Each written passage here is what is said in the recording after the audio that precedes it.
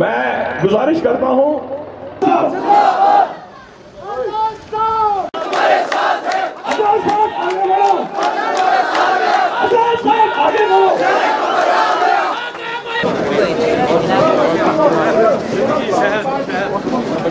भाई मोदी साहब से बहुत बड़े लीडर, बहुत बड़े लीडर,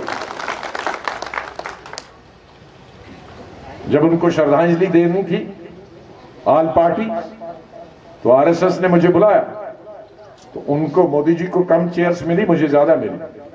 मैंने उनके सामने बताया कि हमसे कुछ नहीं सीखा मोदी जी, नेहरू से नहीं सीखा, अटल बिहारी वाजपेयी से तो कुछ सीखते, आज देश इकट्ठे होता। अटल बिहारी देश को इकट्ठे कर रहा था वोट के लिए, आप देश को तोड़ रहे हैं वोट के लिए। आप प्राइम मिनिस्टर इतना गलत बोल सकता है, कल कठवा में इतना गलत बोल सकता, इतना गलत बोल सकता कि कांग्रेस कहती है कश्मीर से हम आर्मी हटा देंगे और मिलिटेंट आते जाते रहेंगे, पाकिस्तान की मदद कर रहे हैं। और तो कांग्रेस पार्टी पाकिस्तान नवाज पार्टी। अरे गुलाम नबी आजाद को इतने साल मंत्री हुए, अभी तक दुनिया में भी घुमा हो, पाकिस्तान आज तक नहीं गया। कि बर्थडे पर, जन्मदिन पर बिन बुलाए कौन लाहौर पहुंच गया था? मोदी साहब गए थे कि हम गए थे?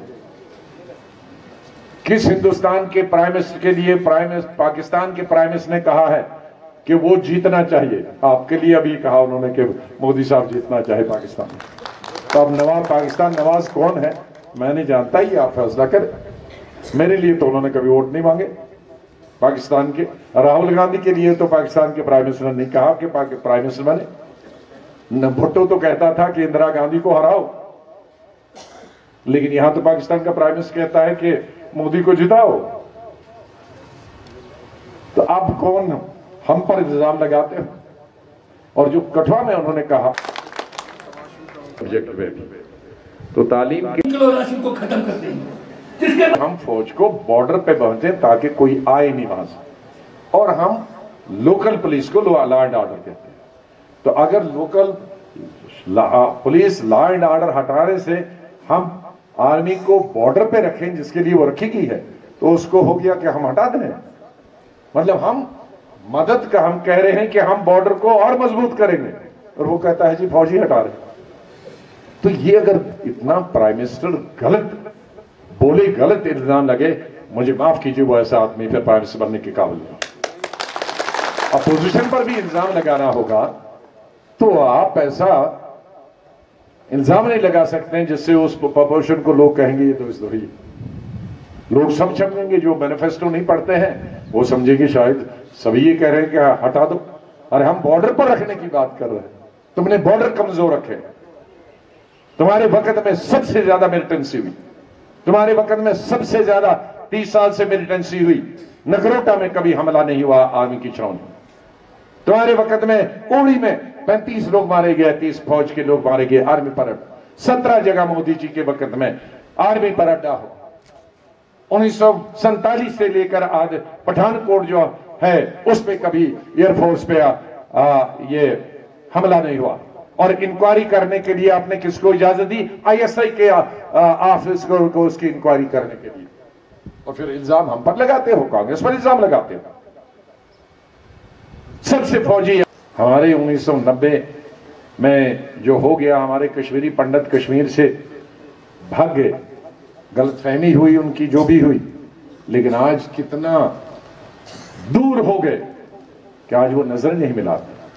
मैं नहीं चाहता कि हमारे मुल्क में इतना दूर वो हो जाए, और एक पार्टी को सत्ता में लाने के लिए, एक आदमी को प्राइम मिनिस्टर बनाने के लिए, जो प्राइम मिनिस्टर करता किसी चीज का कोई काम नहीं, न हिंदू को फायदा, न मुसलमान को फायदा, न इंसान को फायदा।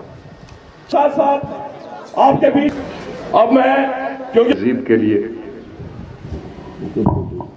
से कोई 30वीं मीटिंग है मुझे ओमन चांडी दक्षिण में, हाँ हिमाचल में। 5 साल प्राइम मिनिस्टर रहे, किसी कश्मीरी पंडित के डेलीगेशन को मिले, किसी कश्मीरी पंडित को उन्होंने कश्मीर में बसने के लिए कहा, किसी कश्मीरी पंडित के लिए उन्होंने इतना भर काम किया।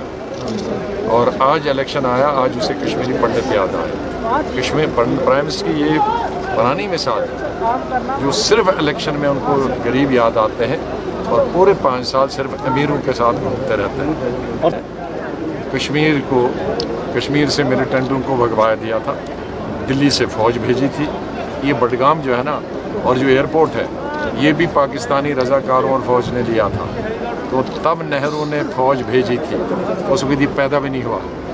जब से कांग्रेस फ़ौज के साथ काम करती थे, उस दिन ये पैदा ही नहीं हुआ। Thank you sir.